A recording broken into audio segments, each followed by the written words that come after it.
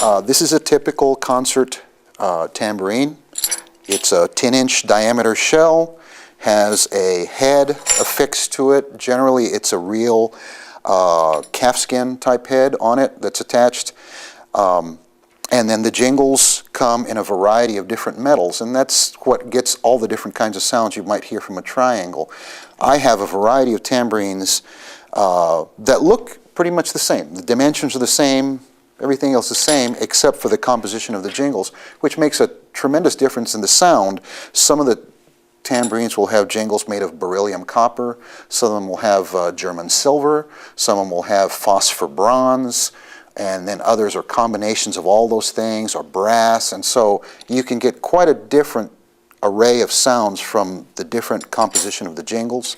Also, if the jingles are hammered or not hammered, that will also have an impact on the sound. So this particular tambourine is pretty mainstream in sound and has the typical head attached, and when I play this tambourine, I'm going to hold it in such a way that I get the cleanest, most articulate sound out of the tambourine. So I'm going to turn this way so you can see my approach.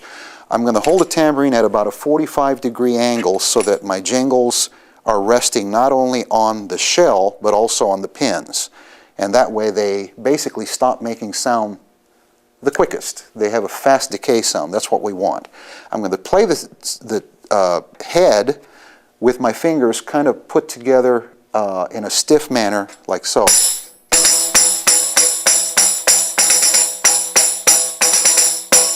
And there's quite a few different approaches to playing the tambourine, because tambourine is one of the oldest instruments in the history of all world cultures. If you go to virtually any country around the world, you're going to find some variation of the tambourine there. In the Middle East, in South America, in Europe, in the Orient, all different parts of the world, you're going to find some variation of the tambourine and all different kinds of approaches to playing it. For classical percussion, we have adopted a few basic techniques, one of which I just showed you.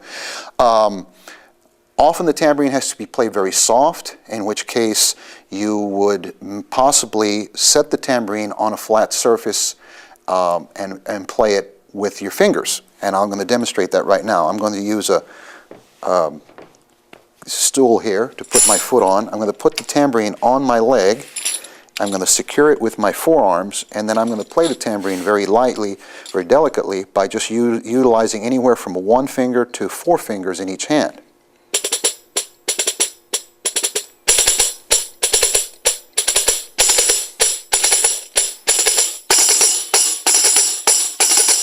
So you can hear a defined difference in volume as I add fingers.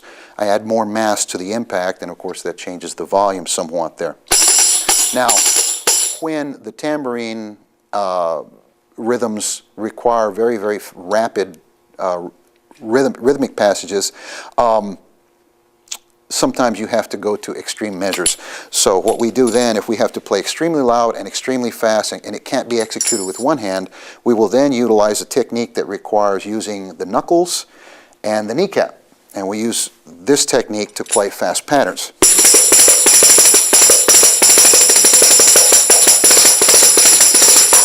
Okay, so the knuckles are a very important component in playing the tambourine as well. If you have to play loud accents on the tambourine, you can use your knuckles as well. Rather than striking with the tips of the fingers, you can get even more sound by using the knuckles. And there are 2 different ways of executing a roll on the tambourine. One of them is a thumb roll, where you create friction with the thumb on the drum head, like so.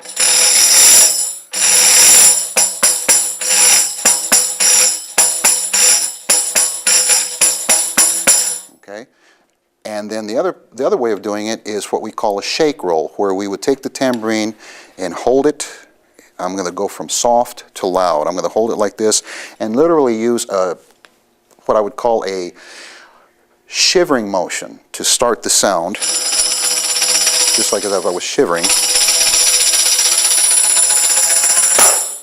and then finish it off with a nice, sharp knuckle accent there. So those are just some of the techniques that we use to play the tambourine. Occasionally, the tambourine needs to be played mounted, and so we use a variety of ways of mounting the tambourine. This is a kind of a relatively new invention. This is a tambourine cradle, and what it allows me to do is to mount the tambourine so that I can now play it either right side up with a pair of mallets or a pair of sticks, so then I can quickly move to another instrument if I have a multiple instrument setup, and then move on. Sometimes it will require drumsticks. By using drumsticks, you get a little bit more of the head sound and a little bit less of the jingle sound.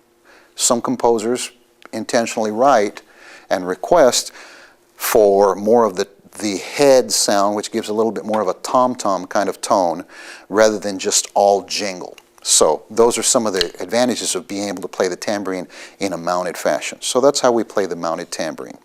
And that basically, in a nutshell, is how we play the tambourine.